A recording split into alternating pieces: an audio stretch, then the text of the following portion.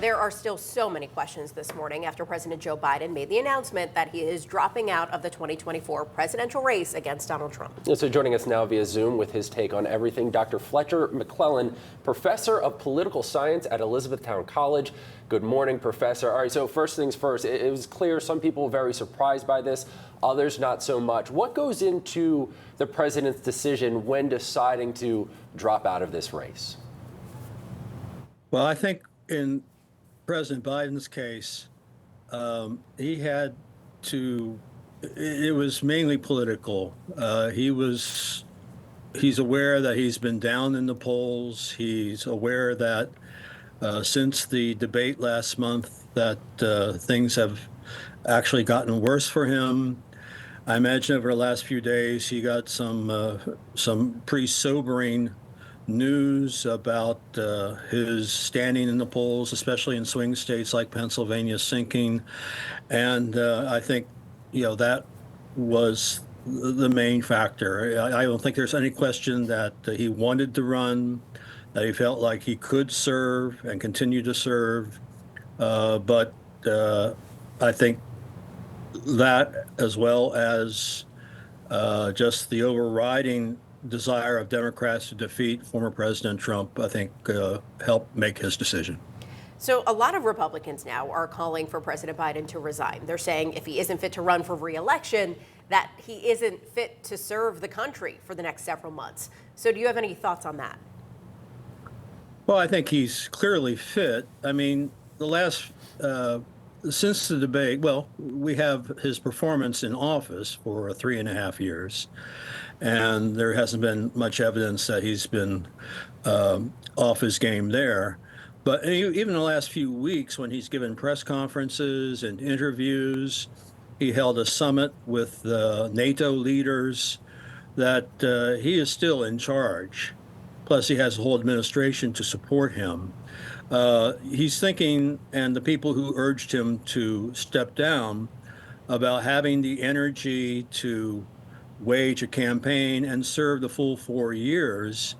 I think the main disqualification is that he would not be a good messenger, because everything he would say and everything that we saw in the last month was not so much the content or his message, but people looking for signs of infirmity. So at any rate, he's been able to conduct the business of the government, and actually it may be for the good of the country that he's out of politics and can concentrate fully on issues such as what is going on with Israel and Hamas. Well, let's talk about what comes next for Democrats. After he announced that he was ending his re-election campaign, the president immediately put his support behind Vice President Kamala Harris. Do you think if she ultimately becomes the party's nominee, does she have a chance at beating Donald Trump come November? Well, Trump no doubt has a big head start. He had a successful convention. He's been leading in the polls. However, he still has not been able to get his numbers above 50%. He's been hovering around the same, 45%, regardless of what's happened to him or what's been happening to the Democrats. The Democrats have really not been able to mount any kind of real campaign since the debate.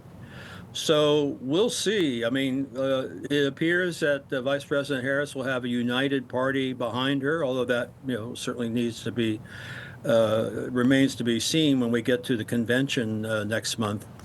But she'll have a united party behind her. I expect she'll appoint, if she is nominated, a vigorous vice presidential candidate. There should be, or at least there was agreed to be, a debate. It was going to be between Trump and Biden.